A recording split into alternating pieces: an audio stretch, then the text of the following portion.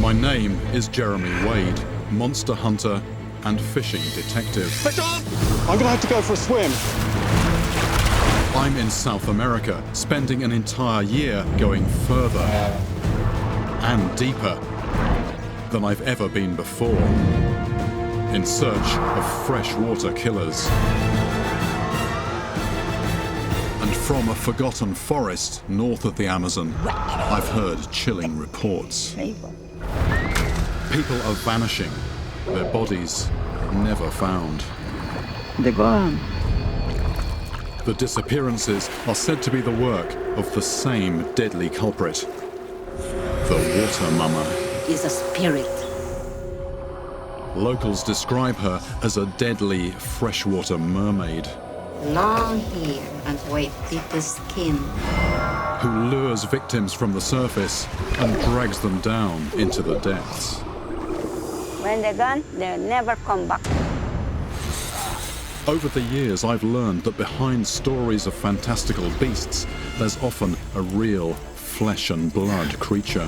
When I hear about people disappearing from the same small, remote area of jungle, you have my full attention. My hunt for the truth will send me deep into the most unexplored and deadly corner of South America. A killer freshwater siren may sound far-fetched, but there's no smoke without fire, and I'm hooked.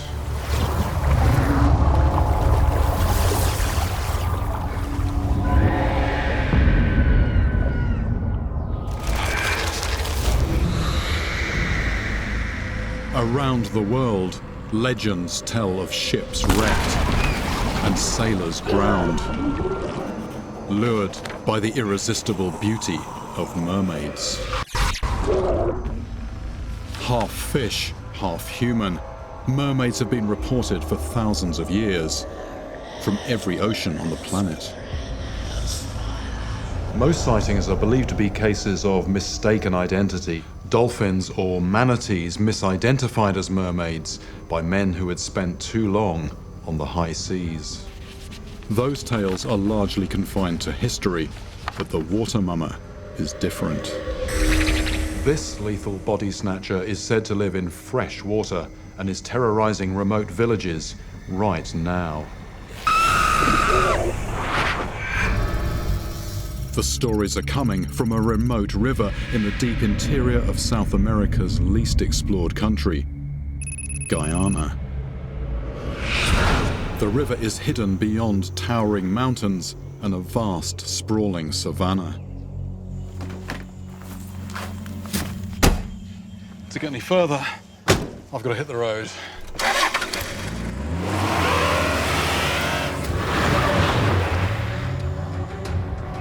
I'm not expecting to catch the water mama on a rod and line, but I want to know what is pulling people into the river. For 6 hours, I follow the dusty track that cuts through the desolate landscape to the banks of the river.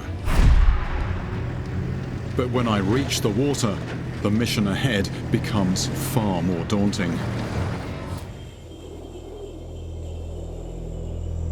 This is a mesmerizing labyrinth of winding channels.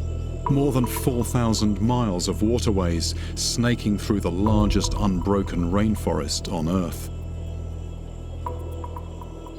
In fact, the word Guyana means land of many waters.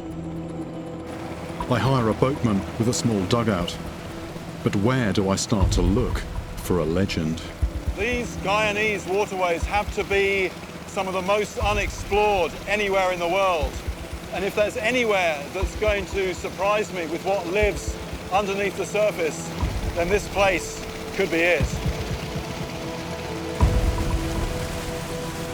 If I'm going to identify the creature responsible for the disappearances I've heard about, I'll need to track down witnesses.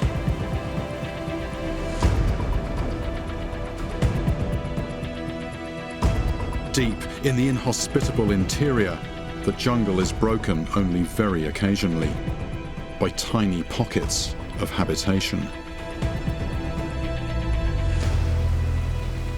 So I'm relieved when I spot signs of life.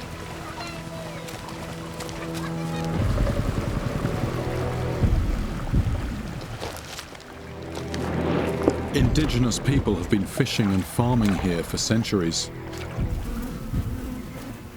But it's not often an outsider turns up unannounced, asking uncomfortable questions about deaths and disappearances. I have to proceed with caution.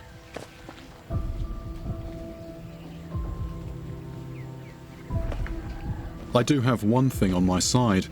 In this former British colony, most of the population speak English. That they were going down to fish. And I quickly confirm the scale of the disappearances. He just disappeared and nobody knows what happened.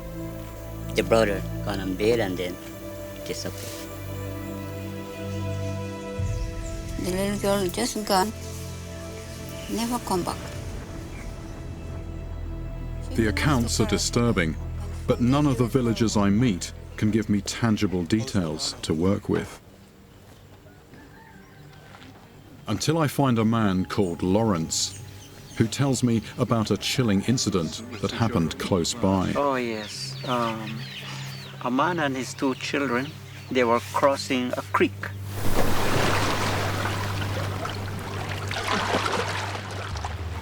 But the daddy went before his children, right? Instead of sending his children in front.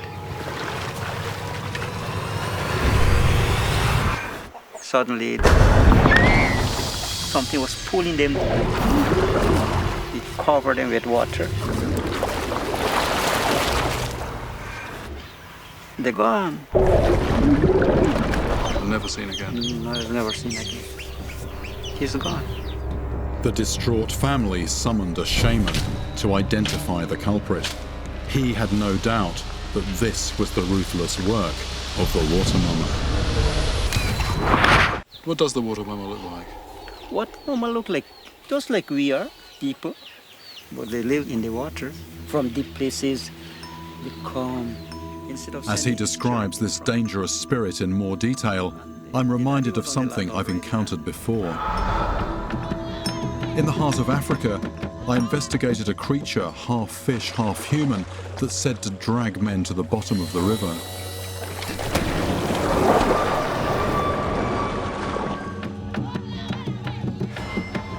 The creature was called the mamiwata. I can't help but wonder if this same legend made its way to South America, where it became known as the water mama. Many Africans were sold into Guyana as slaves during colonial times. Perhaps their folklore traveled with them and merged into the Guyanese culture.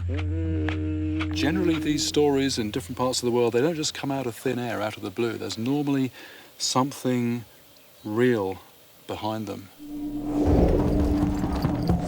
Time and time again, it's the magical combination of the rational and irrational, the real and fantastical, that has brought me face to face with my most mind-blowing monsters. When I investigated the notorious legend of the Loch Ness Monster, it led me to a totally unexpected predator. There she is. There she is. The Greenland shark. This is huge, this is monstrous. And in Japan, the inspiration behind a mythical beast known as the kappa turned out to be a creature even stranger than the legend. The giant salamander. But in Africa, I returned from my search for the mamiwata empty-handed. Maybe here, in the most diverse freshwater ecosystem on the planet, I'll be able to find the truth behind the legend.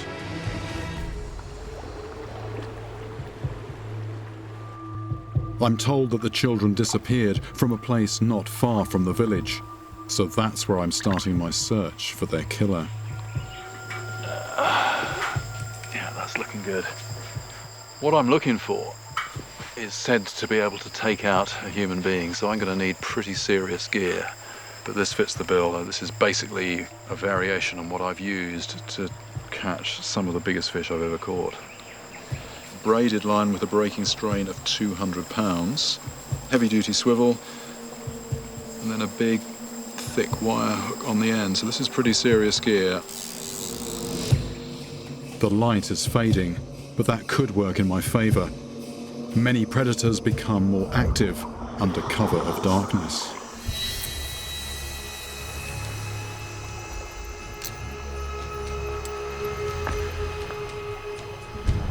I don't have to wait long.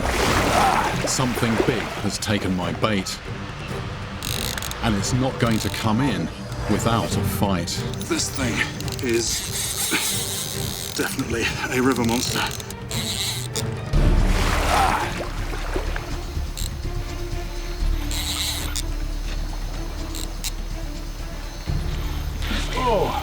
I've been struggling with it for what seems like an age, but the fish shows little sign of tiring. A couple of very strong lunges.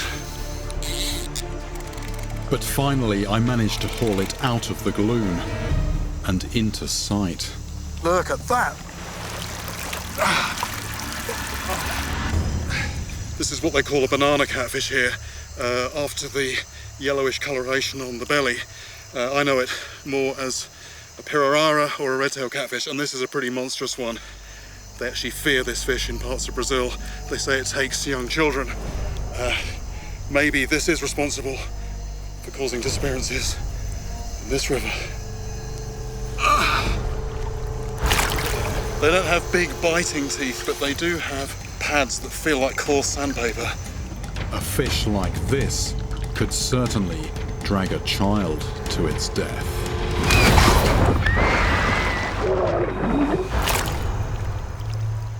But that's where any similarities with the water mama end. Redtails are bottom-dwelling fish that stay hidden beneath the surface. So I'm not sure how they could have inspired the legend of a creature that's normally spotted coming up, out of the water. I need more information about the deadly water spirit. I'm told of a more recent fatal attack that the whole community agrees is the work of the water mama. The victim's widow lives in a village upstream. If I can track her down, perhaps she'll be able to give me some clues about the identity of her husband's attacker. News of my arrival travels fast through the small community. So by the time I get to the widow's house, she's waiting for me and ready to talk. Can you tell me what happened to your husband?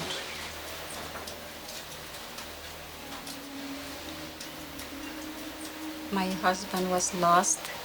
As in, he was disappeared going up the river. He'd made this journey many times before. I was waiting for him. I spent one day, next day, nobody. They found the boat now, somewhere down the river. Inside the boat was an eerie reminder of her husband. The clothes he was wearing when he left. His jersey was right in the boat.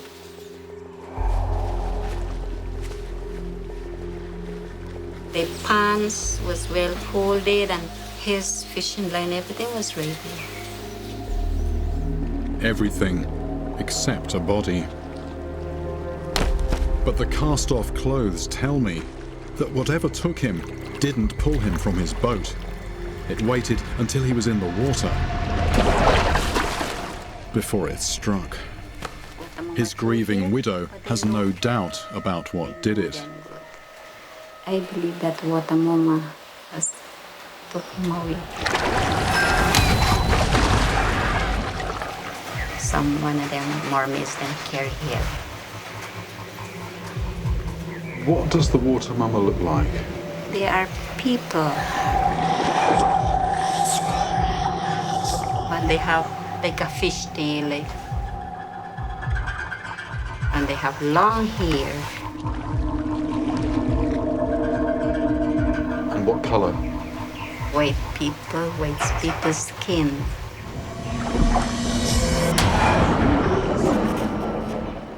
But with no actual witnesses, I need to rule out any other possible explanations. No sign of any fight? No. He gone so peacefully. The pants just nice folded up, or no like blood or not a sign. What's the water like there? Is it rough? Is it deep? No. There's no way you could say he drowned or he got deep water. So the water was very shallow.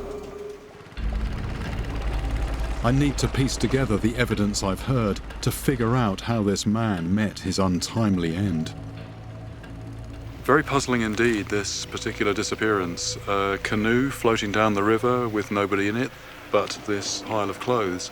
No sign of any scuffle, any disturbance, which seems to rule out foul play. The water there, shallow, calm, which seems to rule out drowning. My guess is that he probably took off his clothes to get in the water just to cool off, but what happened then? The most notorious killers in these waters are the South American relatives of alligators and crocodiles, caimans. But the widow is convinced that this was not the work of a reptile. Caimans rarely stray far from their home territory, and they regularly have to surface to breathe. A search party trawled the entire area for many days. If there was a caiman here large enough to kill a man, somebody would have spotted it. As I'm leaving, I pick up an important new clue. The widow tells me that her husband went missing at exactly this time of year, December. Many river creatures' movements are seasonal, and timing can be everything. Being here now, in the right place at the right time, improves my chances of catching the culprit. I head to the scene of the crime, the stretch of river where her husband's empty boat was found. During the dry season, the water recedes, exposing gently sloping sandbanks along the river's edge. Perfect places to stop, to swim and cool off. And this one's also perfect for river monsters. This is exactly the kind of place where a predator would live. There's a very interesting feature. There's a narrowing of the bank, creating a push of current, which has actually excavated quite a bay over there. But on either side of the push, you've got turning water and a little bit of slack. And it's the kind of place where anything that's floating down the river, a dead animal, anything at all, is going to settle. And so you're going to get fish of all sizes waiting in a place like this to see what comes down. So if I put a bait out, there's a very good chance that a lurking carnivore will find it.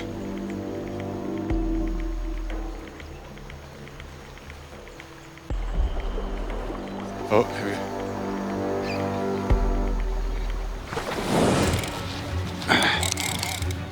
That's something. Is it going to stay on?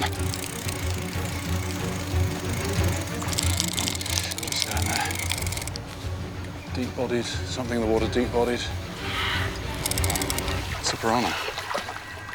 A black piranha, the largest of the piranha species, and a voracious predator. Although they can take chunks out of flesh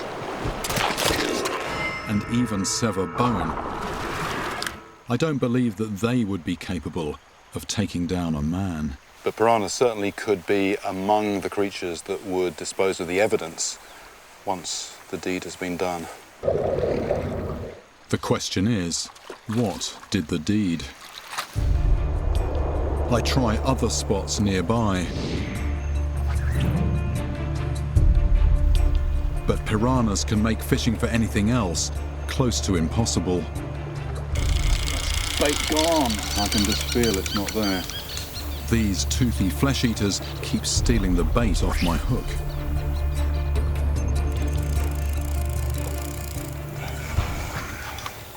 This is a problem because the normal approach, if you're after a large predator under the water, you just put a large bit of bait out and you leave it there and you wait for something to come along and find it. With piranhas in the equation, they will find it in a matter of minutes, if not seconds, and will just remove the bait. So this normal approach doesn't look like it's going to work.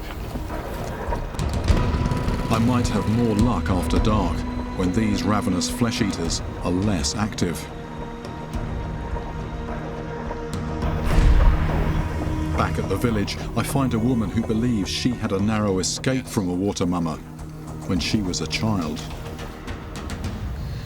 When I was like probably 7, 8 years, my father took myself and my brother.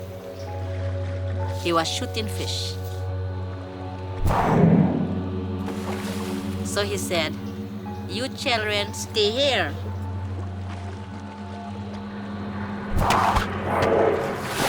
Suddenly, the water erupted in front of them. This water come very high. And the children ran for their lives.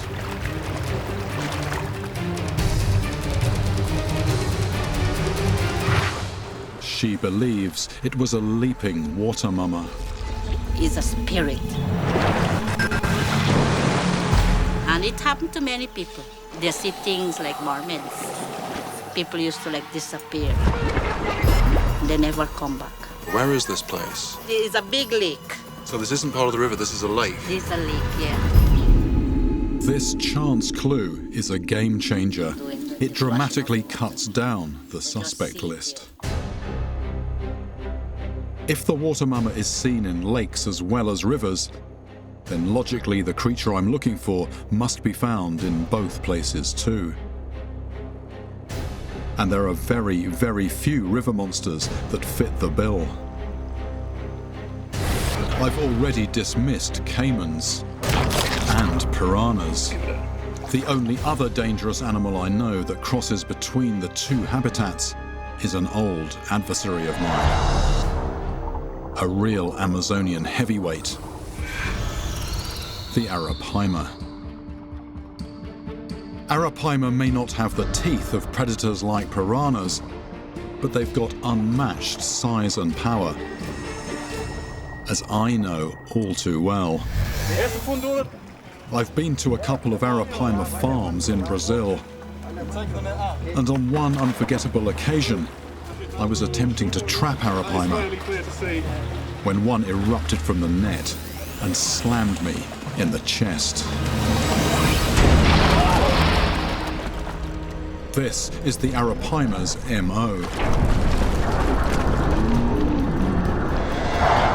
They're normally harmless to people, but if cornered by a net or on a line, they can suddenly transform into giant, deadly missiles.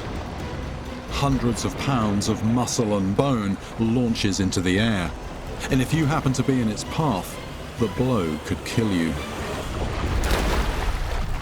There are certainly echoes of this river monster within the stories I've heard. We just see the water bubbling. They have like a fish tail. They have white people's skin. This water come very high. But in 20 years of fishing in South America, the arapaima injuries I've heard of all happen to people who are actively trying to catch them.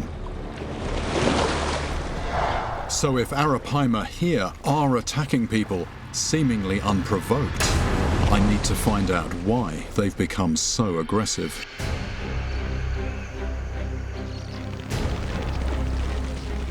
I've got to catch one of these elusive giants. To increase my chances, I seek out local fishermen. Eventually, I find a man who says he knows a place where arapaima lurk. There's a big lake. And he's willing to take me there.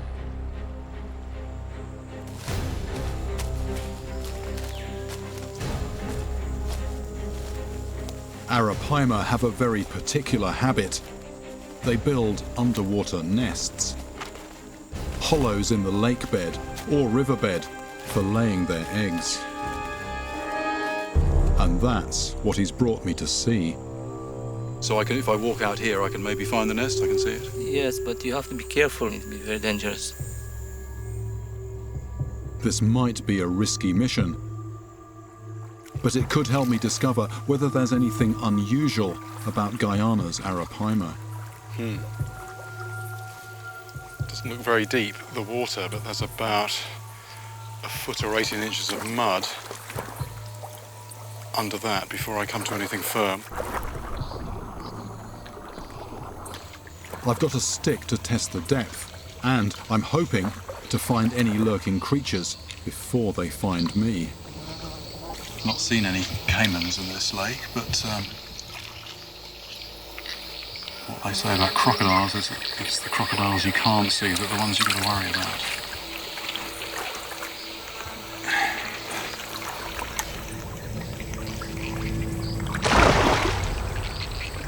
Ooh, that was something in the weeds. Gave me quite a start.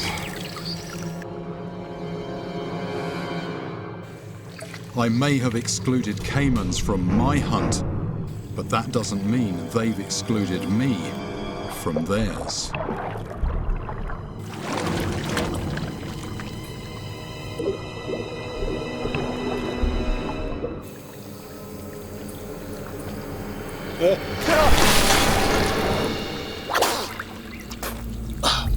I think I found it. This nest, with its steep sloping sides, is a clear signature of an arapaima. There's a definite dip falling off very suddenly. But it's a lot larger than any I've ever seen or heard of before. And I'm still in it. I'm still in it. And it's coming up here. It's sort of clayey, the bottom, and there's a slope. There's a slope.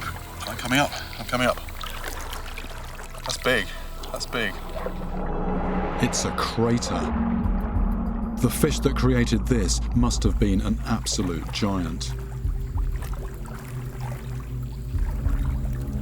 Perhaps this nest is the explanation for the seemingly unprovoked attacks.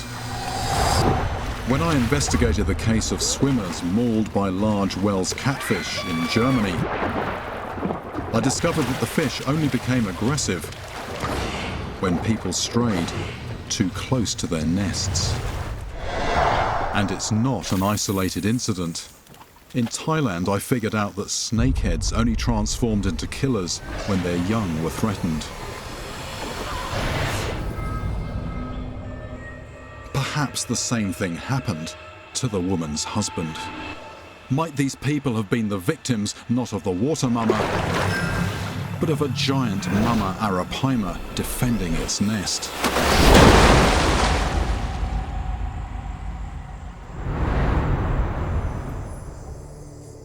And back at the village, I uncover a story that confirms my suspicions. Up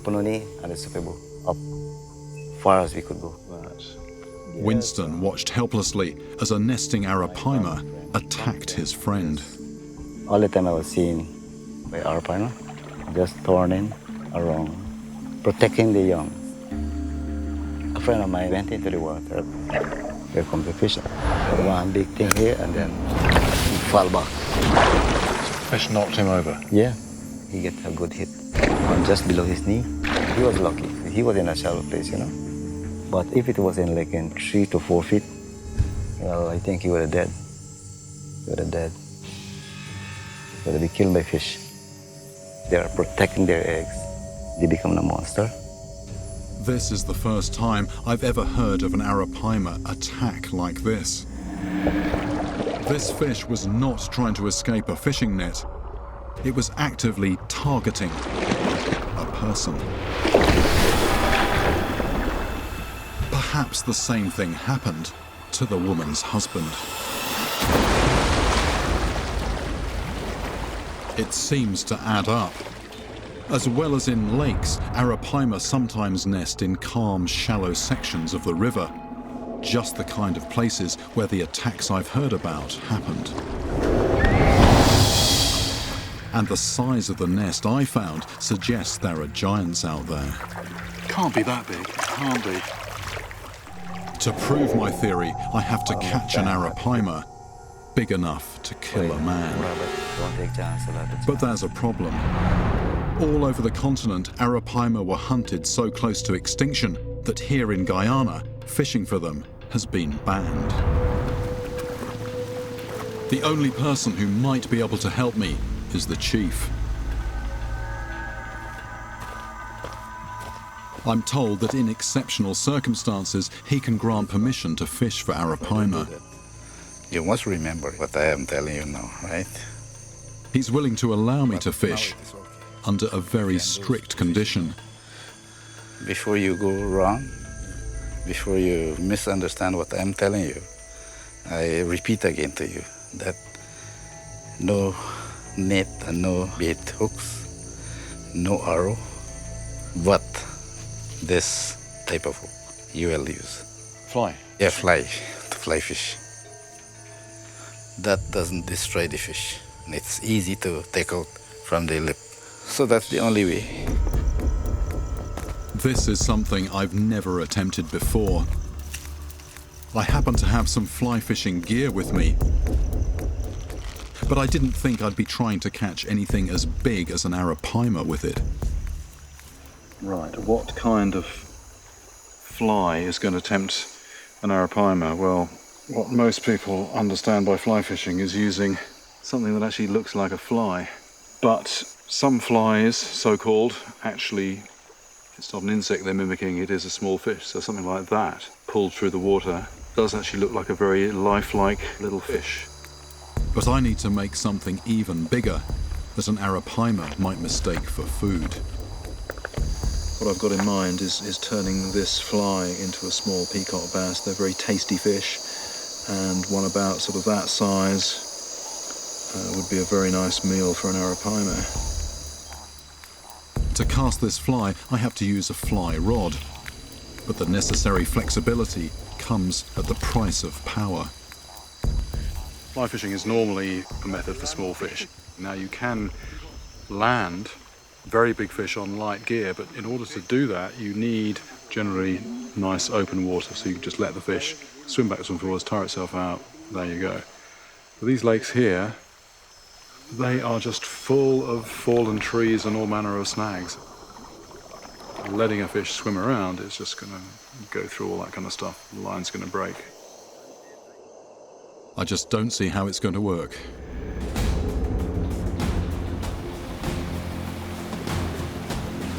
But I have no other choice. I find a fisherman willing to take me to the lakes, which are cut off from the river and concealed in the forest. At this time of year, that's where I'll have the best chance of catching a giant. Arapaima are built for explosive bursts of speed. Over a short distance, they can reach just about the same speed that I'm traveling now. So if I was to hit something now, that would feel about the same as being hit by an angry arapaima. Arapaima don't have teeth that could devour a human, but if one delivered a killer blow, there's no shortage of ravenous flesh eaters here to ensure no trace would be found.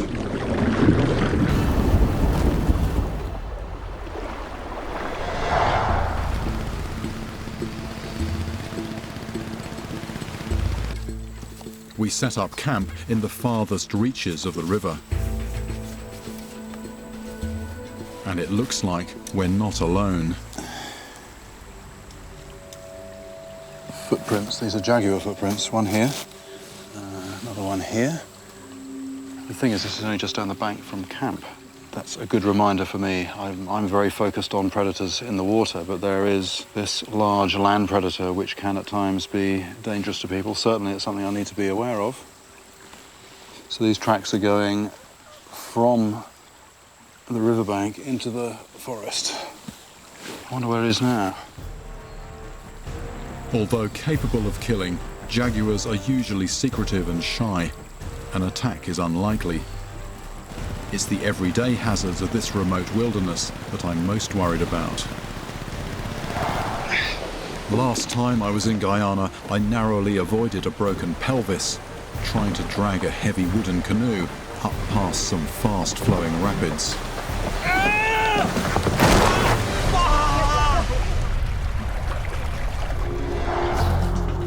This time I've brought a lightweight foldable boat, and it's just as well. Some of these ponds are several miles through dense bush.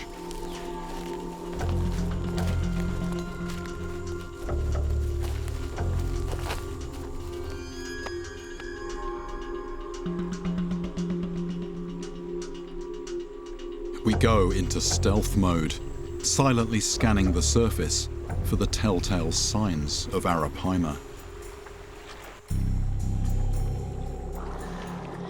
Like the mermaids of mythology, arapaima have an unfish-like need to come to the surface to breathe air. I study every ripple, trying to figure out what's causing each one. We're tracking a patch of bubbles here that's moved 20, 30 yards along the bank. Got quite excited to start with, but then a caiman head popped up. So this is a caiman. Oh, that is a fish, that is a fish. A splash like that is what I'm looking for. But my first cast confirms that this is going to be even harder than I thought. The time frame that you're talking about with arapaima, you're talking seconds. The fish will rise, it's going in a certain direction, and you almost need to continue that trajectory in your head, throw the fly out, start to retrieve, and the idea is that the fly intercepts the path of the fish. The chief gave me strict instructions. I'm not permitted to use heavy gear or bait on this fish.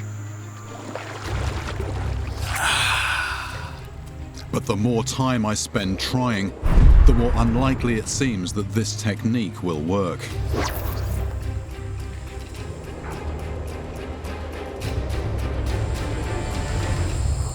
Well, normally I wouldn't hesitate too much about fishing into the night, but that's not an option here. Fly fishing, of course, it's all about seeing where the fish are, and at night you can't do that, and you can't be flashing lights around or anything. So basically, time for me to get some sleep and out here again tomorrow. Back at camp, my guide suggests a special ritual to improve my chances of success. In Guyanese culture, some creatures are believed to have spiritual powers. Over here, Johnny. And one ant nest here. Oh gosh, lots of them. Yeah, they come up in the night to feed. These ants aggressively guard their burrows and have incredibly powerful jaws. So our belief is that we allow them to bite our hands here so that we could get a lot of bite from the fish. Right. Go ahead and... So just push like down like these sort of thing, is it? Aha! I felt that. As a stab. Aye! Right, that's quite a sharp pain when they bite you. It's a bit like someone sticking a needle in your finger.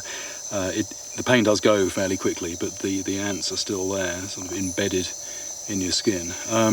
Why do I go along with something like this? Well, I'm not immune to having fishermen's superstitions. And actually, what possible logical link can there be between doing this and catching fish? But very often it is to do with your state of mind. If you're confident for whatever reason, you're likely to fish more effectively.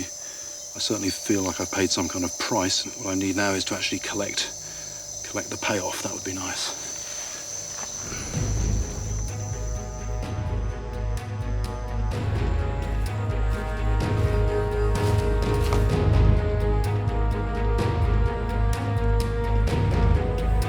As the days go by, I fish from dawn to dusk.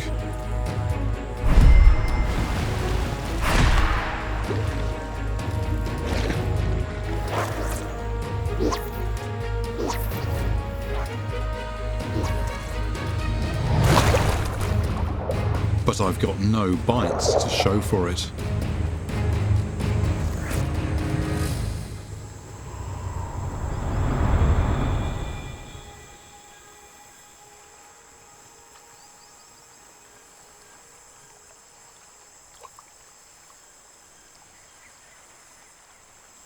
And the longer I spend out here, the more my thoughts turn to the stories I've heard.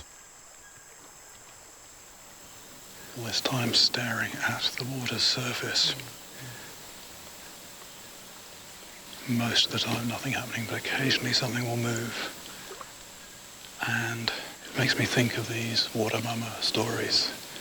You're out, staring at the water in the hot sun. Your head almost gets into a sort of different space. And halfway through the day, you haven't eaten for a while. You're hot. Something moves on the edge of your vision. Sometimes we join the dots and we sort of see something that wasn't there, or maybe it was. Why not a mermaid? Your head does strange things, your mind does strange things. That's something, that's something.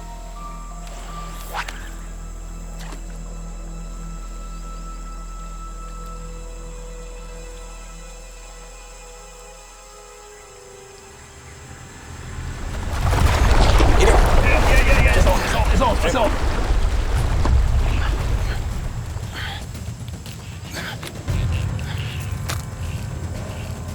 Not only is this my first arapaima on a fly, but from the weight on the line, it also feels like the biggest one I've ever hooked.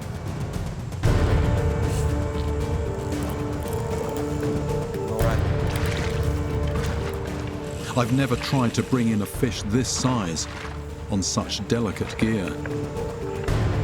And just as I think it's tiring,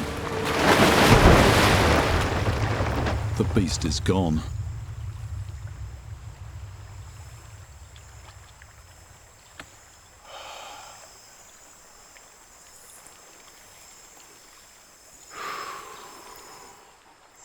The hook can't have been that well in.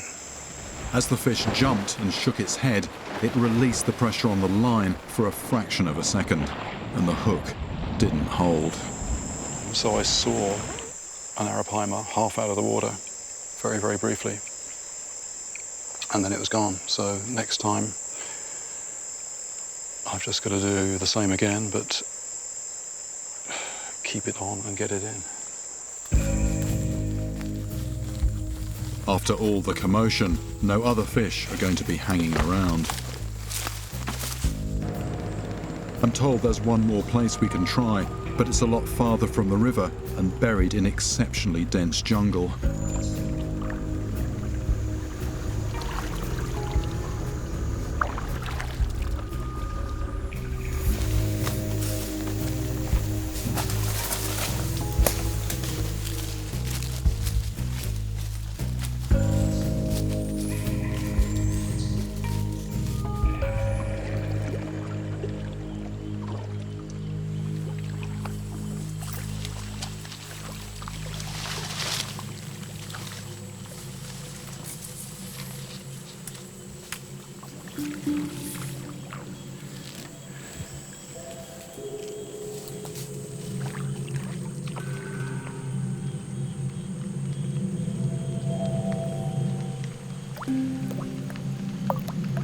It's starting to rain. I'm hoping it's the cue the fish have been waiting for.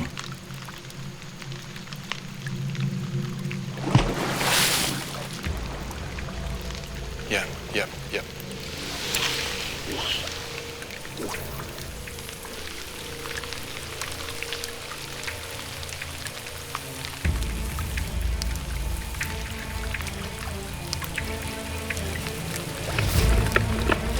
It's a fish.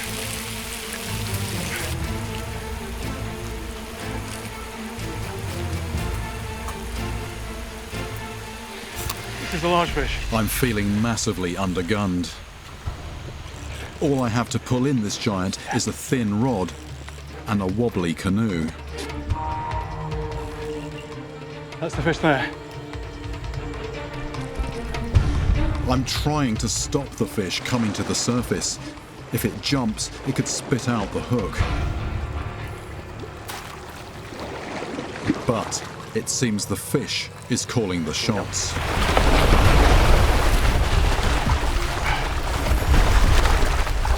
Heavy fish. Rod in a painful curve. As the fish comes closer, the danger becomes very real.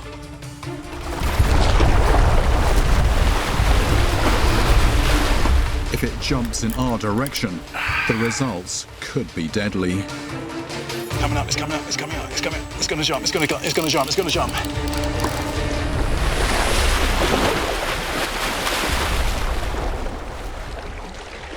This is a lot bigger than any arapaima I've caught before.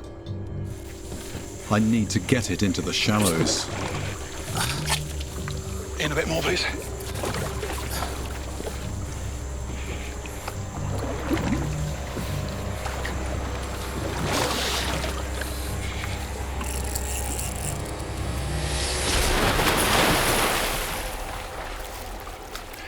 This fish weighs at least 250 pounds. Keep holding, because I'm...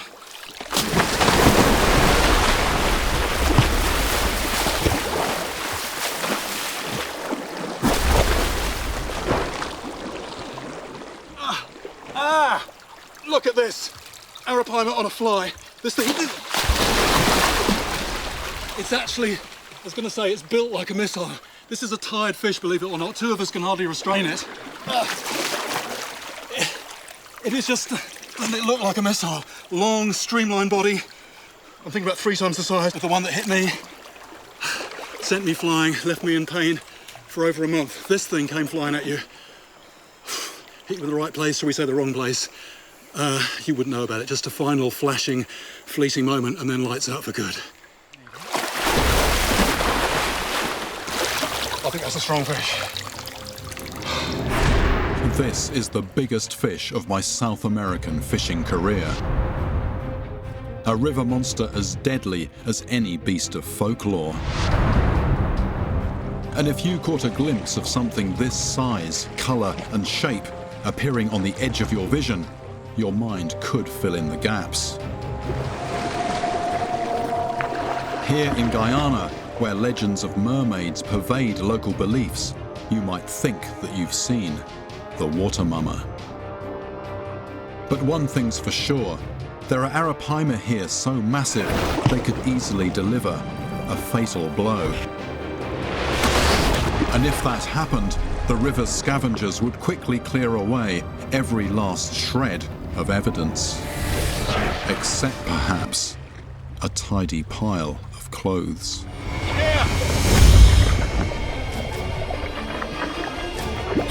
It's coming down. It's coming down. It's coming out.